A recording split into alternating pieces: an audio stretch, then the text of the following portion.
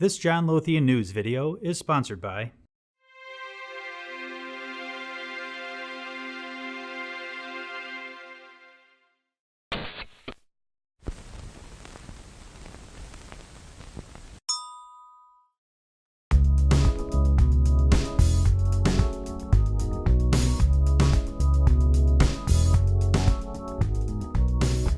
Tell us about the changes at OptionMonster. We have been traditionally a company that delivers trading ideas for individual investors and have recently expanded into distance learning. So with the extra product line, there's a lot more responsibility, more specialists brought on board, and so on and so forth. And I think that probably reflects there's more to do every day. The extension of our line, I think, is a natural reflection of what we've been seeing from our clients. People are always interested in ideas, but we found that many people were really unprepared for options trading. And so we thought that in order to succeed, we need to go a little further upstream and help people out. How are you educating new clients about options? Digital technology makes it possible for us to address people who want to learn about options trading in new and more effective ways. We can use learning management platforms. We can conduct webinars in order to touch people more frequently and more interactively.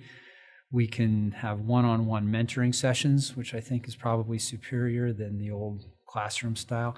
And we can do digital workbooks, which allows people to go away and test themselves and input certain things, come back and see how a trade might or might not have worked out for them.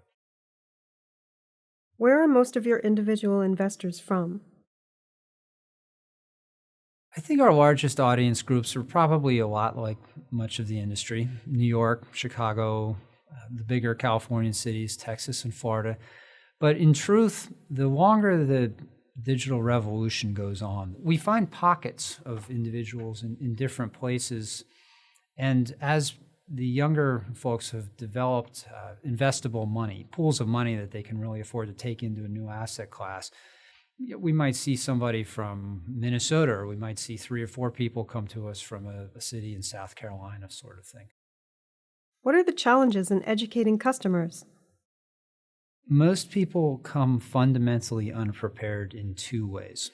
The first is that folks want to approach a particular strategy and treat that as a sort of one-size-fits-all. And in fact, because the market is changing all the time, you really need a thorough grounding in options theory so as to know when it is the right time to apply a given strategy. The second thing people are not really prepared to do is put the time in, by which I mean, once you set an objective for options or any other asset class, there's a certain amount of work that goes in to follow it to see if it's going to be so. And there's always that expectation or maybe that hope of taking a shortcut. What's next for OptionMonster? Well, we're publishing a book this month, and that's pretty exciting for us. John and Pete have ripped themselves away from the television set and their terminals to give us a little tour through some of their trading experiences and shape their broad guidelines, their broad approach to options trading, if you will.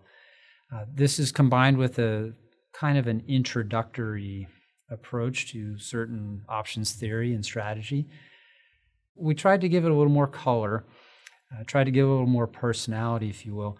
And we hope this will be a starter for people who might want to jump into the distance learning program, or maybe it will give them a bit of confidence that they can make those sorts of decisions and even begin trading themselves too. The book's called How We Trade Options. It builds on something that John published about a decade ago and that he had wanted to update to really reflect some of the things that we've seen come into play, such as the weeklies. The focus is very much of it's a personal approach. Some of the trading trends and ideas that they've seen develop since John got started on SIBO way back in the 80s and when after Pete came and joined him there. Through their years as market making, why they got off the floor to a certain degree and really embraced online trading, digital trading, if you will. I think it's a pretty good read, but I'll be interested to hear from our readers to see what they think.